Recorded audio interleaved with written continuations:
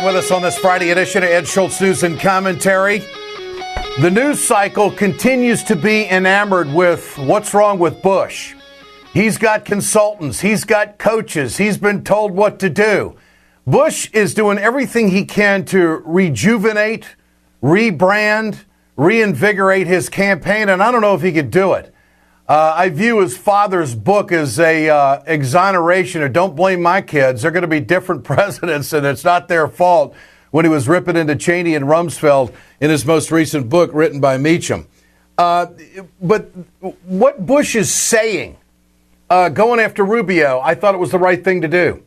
I mean, I do think that senators have an obligation to make as many votes as they possibly can and then not slam the process. Then you had Trump go after Rubio's personal finances and the way he manages things. I think that's very important. You got Ben Carson out there talking about the pyramids, which I think is totally irrelevant to every American out there who's concerned about jobs and wages and family security and a good future for their family. So, and now Trump is talking about super PAC money and about how he's against it. So there's a lot of stuff happening off to the side with these Republican candidates that mean really nothing to you. That really mean nothing to you as the American worker and consumer. It's all this sideshow stuff, as opposed to the Democrats that clearly are focused on issues, and maybe that's why they don't get the camera time that the Republicans get, because there's no stuff there, if you know what I mean.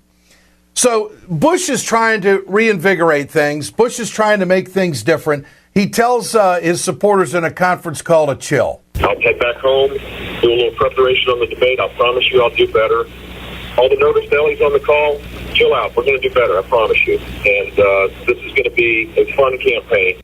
So why would he say, vote for me and continue to support me because I'm going to do better in a campaign? It just seems a really strange strategy. Of course, do you think that the other candidates aren't going to try to do better in the debates? I think this debate thing has totally disfocused Bush and the fact that he's getting all these coaches and all these consultants and being told what to do does not take him into the arena of being a genuine guy. For more on all of this, let's go to Jonathan Alter, MSNBC political analyst and author of the most recent book, of course, a columnist for the Daily Beast and author of The Center Holds Obama and His Enemies. Jonathan, good to have you back with us. Great to be here. Thanks for having me, Ed. You bet. Where is the Jeb Bush campaign right now? What do you make sense of what's being said and the direction they're going? Well, they're at sea, and they're taking on water. So the reason for that conference call was to reassure supporters. Some of them are already deserting him. This Paul Singer, this billionaire, just went to Rubio, and there are a number of others who are more quietly hedging their bets. So he's trying to, plug the holes in his boat, but he's really in deep trouble. That doesn't mean he's finished. You can never say never in politics. And John Kerry at this point in 2003 was way behind Howard Dean, and he came back and went on to win the nomination. The difference is that Bush, in this case, is not just behind one person. He's behind several of the Republicans, and his odds of being the nominee are greatly reduced. Yeah. In fact, I would say that it is unlikely at this point that Jeb Bush will be the Republican nominee. So he's trying to keep his people cool and play for a comeback, but I don't even think a strong debate performance at this point would change his fate very much. I don't either, and I don't think this does him any good. This admission that he's got a new political consultant and he's got coaches out there on debates. Listen to this. You've hired this media consultant to help you with debates? Yeah, I've had one meeting with the guy. I'm going to be better. What's he telling you? He's telling me to be me. He's telling me to own what I believe. Do you need a consultant to tell you that? Yeah, it's amazing, huh? Probably not. Probably not. What do you make of that, Jonathan?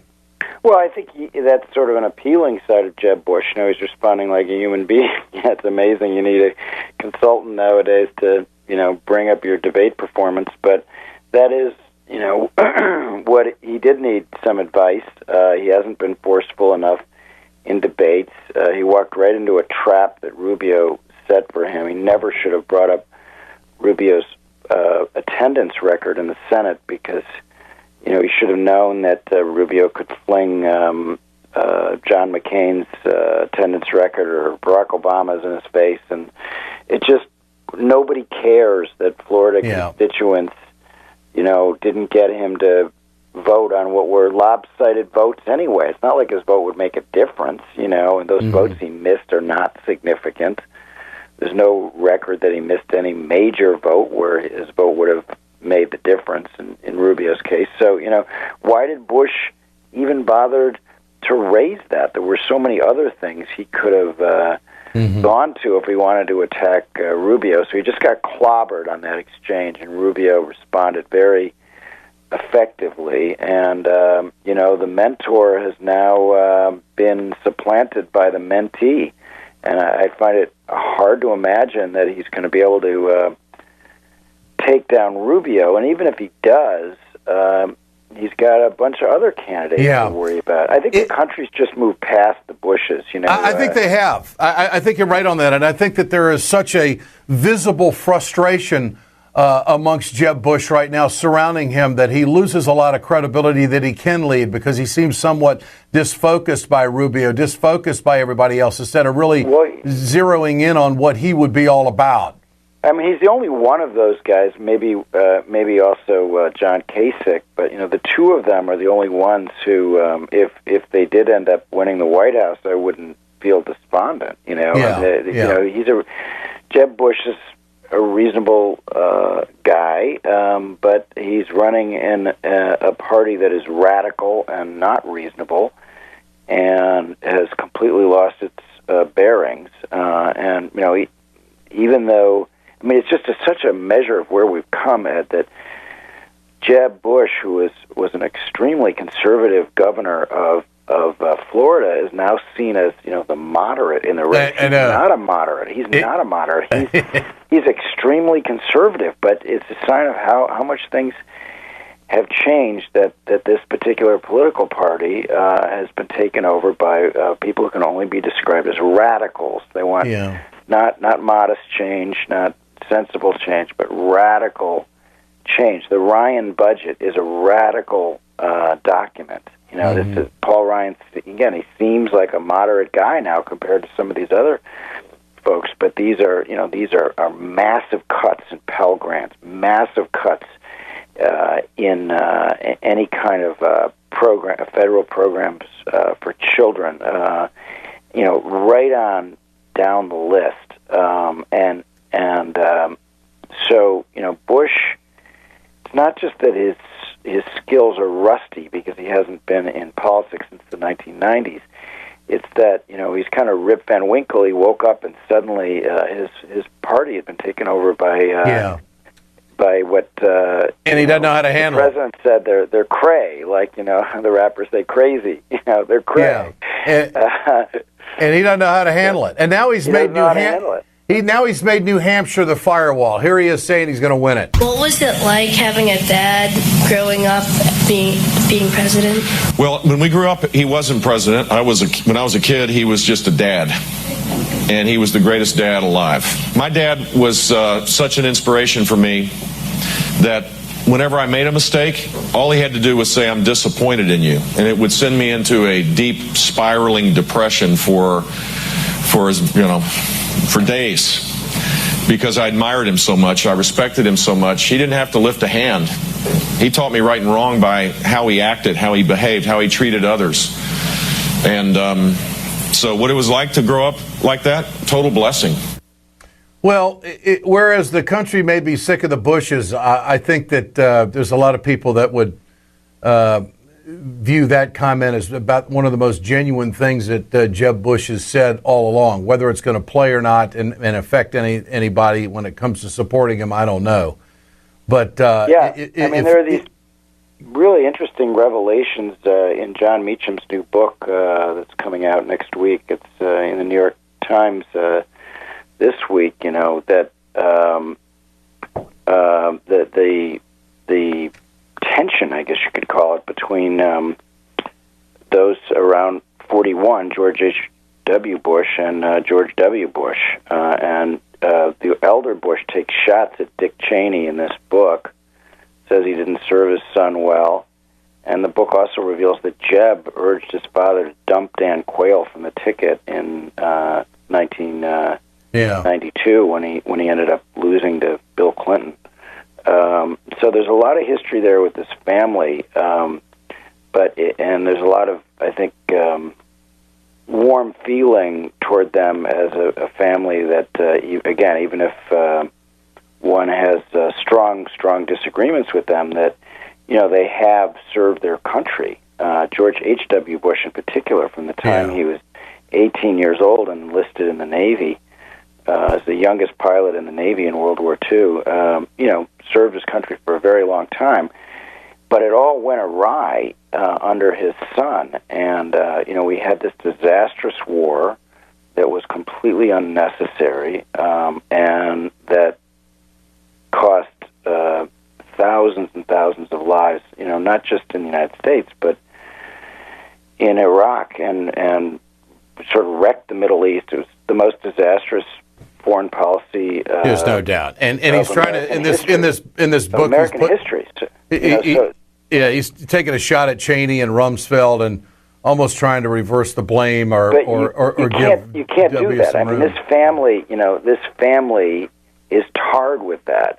And this is where I think, Trump comes in, because Trump was against the Iraq War, and when he brings it up, it's not just that he calls Jeb Bush low energy. When he brings up that he was, still supporting his brother in this thing, he has not broken from his brother. And that's just a killer, because this was a disastrous war, and the country is done with the Bushes. No doubt. Jonathan Alter, always great to visit. Appreciate your time on this Friday. Thanks so much. Take care. Bye-bye. MSNBC political analyst and author for the Daily Beast and columnist Jonathan Alter. When we come back, more Ed Schultz news and commentary. John Nichols, insights on the new speaker. Stay with us. Hey, folks, you've heard me talk about BioGreen Clean. I'm going to show you right now on my airplane just how tough this is. I want you to keep in mind, chemical-free, 100% plant-derived, biodegradable. It is the safest cleaner that you can get, and it's the most effective. Go to our website, wegoted.com, or go to biogreenclean.com. www.biogreenclean and order today. We perpetuate a culture of crime all the way from Wall Street right down to the main street in our hometowns. It's worse than it has been since FDR took control of the problem and said we can't count on industry taking care of the American labor. They probably have already engaged into some type of criminal cover-up, and the law prohibits the government from even doing anything about it. Catch America's lawyer Mike Papantonio on YouTube at youtube.com/GoLeftTV. It's time to continue our conversation about mechanical insulation. Mechanical insulation is for the piping systems in our nation's commercial and industrial facilities. Facility owners are burning up billions of dollars through the lack of mechanical insulation on these piping systems. Call the iSave team. Insulation saves America valuable energy, and this team of energy conservation specialists is shovel-ready to save you money. Visit iSaveTeam.org to have a specialist give your plant an energy audit.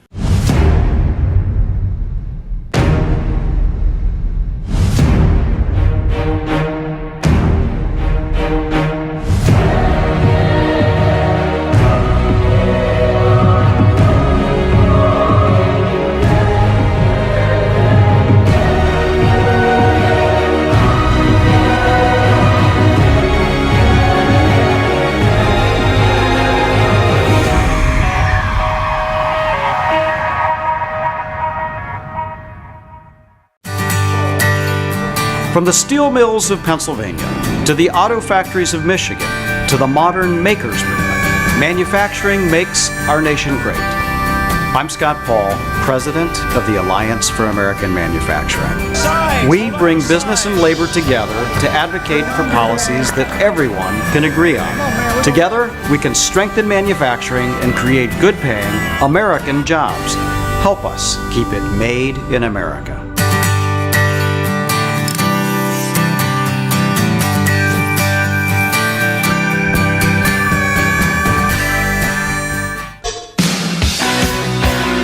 Good to have you back with us here on Ed Schultz News and Commentary. Thanks for the view. Thanks for the listen. Thanks for the download at WeGotEd.com, RawStory.com, and RingOfFireRadio.com.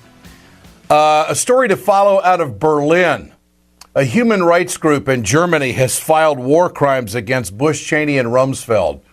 Obama won't do it. Nobody in this government will do it, but the world is still watching the sins that were committed years ago. Interestingly enough, George H.W. Bush, the old man, Bush 41, autobiography written by a gentleman, John Nichols, goes after Bush, goes after Cheney, calling him iron ass, and also rips into Donald Rumsfeld. And basically it comes off as that the old man is trying to cover for Bush 43 and maybe clear the deck to help out his son, whose campaign is struggling, which we'll talk more about. But as I said in previous productions here, Paul Ryan is about the agenda. Paul Ryan isn't about, in the House, everybody getting along and process and open amendments and discussion, everything else. He's not about minority rights or minority voices. This is about an agenda. He made this very clear in his most recent interview on Fox. Ultimately, we're going to have to take this to the people so that we can have the kind of election we need so we can pass what we need to do to save the country. Meaning Republicans next we next need November. To win the White House. Look. Or the Senate, or 60 votes in the Senate is a good start. I ran against the president in the last election. It's very clear we do not share the same vision, the same philosophy, and the same idea of where America should go. He's transforming the country into a direction we never wanted it to go in the first place. We owe the country a choice of a different direction. And if we can win the kind of an election we need to win, an affirming election, a mandate election, so the people of this country say, yeah, we want you to fix this mess, and here is the ability to do so. That's what we want to bring to the country. So can we pass everything we want into law right now with the Senate and the White House? No, we can't. But that should not stop us from trying and from offering ideas. That is political talk, more so than I've ever heard before from any Speaker of the House in history. Now, he says we're going to take it to the people. Well, they have taken it to the people. They've taken it to their shorts with all this gerrymandering that's going on, and they've socially engineered the districts to the point where the Republicans are going to be in power for a long time. And then he says we want to give the American people a choice. Well, why didn't you beat Obama in 2008? Why didn't you beat him for re-election in 2012? You want to talk about a message being sent to Washington. And, of course, what have the Republicans come up with? Nothing but gridlock and obstruction. So Ryan is still Ryan. And let's not forget that. He continues to reiterate that he's not going to work with President Obama when it comes to immigration reform. I've been pretty clear about this. I don't think on this issue, a big comprehensive immigration reform is something we should consider with this presidency for the mere fact that the president tried to go around Congress and write the law himself. Okay, wait a minute. Hold it right there. Hold it right there. Okay, but isn't this a new effort? Isn't this a new effort since you're Speaker of the House, Mr. Ryan, that you're going to do things differently? You're going back to holding a grudge against the president for executive orders instead of going over to the White House and say, look, I'm the Speaker now. I could probably bring some guys on board. Do you want to do immigration reform? I've said it 1,000 times. The Republicans will never be in favor of immigration reform because they want cheap labor and they do not want these new Americans going into organized labor, which would be against their best interests. For the Republicans. So for more on this, let's go to John Nichols, Washington correspondent of The Nation magazine. John, good to have you with us. And it's always good to be with you. Ryan is talking like a political operative, not Speaker of the House. I guess we shouldn't be surprised at that, but where's the change? There is no change. Paul Ryan has always been Paul Ryan, and he always will be Paul Ryan. This is a guy who, when he got out of college, did not go into the family business, although his family's got a good, solid construction business. He did not go into the private sector. He went straight to Washington. He became a congressional aide. He worked on Capitol Hill, and then he worked in right-wing think tanks. I mean, he has always been a political operative. And he has also always been somebody who knows exactly what he's going to do. This is important to understand. Paul Ryan isn't looking for any compromises. He isn't looking for any ways to make everybody happy. What he's looking for is the best way to deliver for Wall Street. And this is a big deal. I know we often call Republicans Wall Street Republicans, Ed. He's different. He is top to bottom, front to center, every way you want to look at this guy. He will always do what Wall Street, the investment banks, the big folks want. And so he's just looking for ways to, satisfy his campaign donors, be, on top of things in Congress and also politically. Okay. So what do the Democrats do? They hear Paul Ryan say we're not going to do immigration because the president's circumvented the Congress, gone with executive orders, so we're not going to work with him. That's a hell of a place to start from. This is going to be more of the same. There's going to be a lot of heavy-handed operations taking place. There's going to be a lack of minority voices, although he's saying that there's going to be an open process of debate and everything else. It's a joke. This is window dressing, isn't it? Absolutely window dressing, and it's being done not for Congress, because nobody in Congress is going to be fooled by this, including some of the hard right Freedom Caucus types who are going to have real problems with Ryan, because sometimes those guys actually believe in things, and Ryan doesn't. Ryan just believes in advancing his political position. But this is being done entirely for the media. And the goal here is to make it look like Republicans are cooperative, like they're not pure obstructionists. That's a very, very important political strategy for 2016. Because understand this, if the Republicans nominate an extremist or a very weak candidate for president, and by the way, that looks very possible right now, that they even either have a Trump or a Carson or a Cruz or a Rubio, but one of those four, each of those have tremendous vulnerabilities as a candidate. If they've got a very vulnerable presidential candidate, they need to be able to say that the House and the Senate Republicans are responsible players, or they run the risk of getting kicked in the teeth by the voters. John, a story that's developed over the last couple of days is that Donald Trump says that super PACs are a scam, they're horrible. Of course, he speaks like a billionaire because he is one. He doesn't need any money or any organization to back him up. But isn't the question, so what are you going to do if you're president when it comes to super PACs? What are you going to do when it comes to Supreme Court justices if you're president? What about that? I mean, is Donald Trump really for reforming election law in this country? It'd be very interesting. He might be, and we don't know. We know so little about Trump. And we also know that he says things when he's got a problem. Yeah. If there's a super PAC coming after him, then he's against super PAC. So we don't really know where the there is with Trump. But I can tell you this. Donald Trump is doing something useful here. He is calling out the infrastructure of big money in politics and the way that it props up a very weak candidate. Yeah. No other Republicans doing that. This truly is the biggest separation between Trump and Republicans, you think?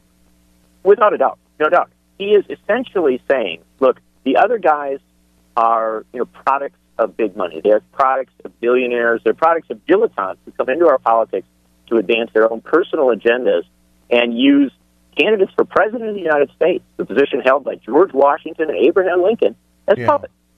And Trump is saying he's different. I don't know that he's really different, but I can tell you that the president does have a lot of power in this regard. You really can do executive orders. I wish President Obama would do an executive order saying that federal contractors have to reveal their campaign contributions and have to reveal, what they do with super PACs and all these other groupings. There's things the president can do, and I want President Obama to do more. I want the next president to understand that and act in that way. I have my doubts about whether Trump really would. John Nichols, Washington correspondent of The Nation. Always great to visit. Thanks, my friend. Thank you, Ed. This is Ed Schultz, News and Commentary. Communication Workers of America, Alliance for American Manufacturing, BioGreen Clean, and the iSave team bring you this production. We're off to deer hunting for the weekend. We're back with you on Monday. Have a great one.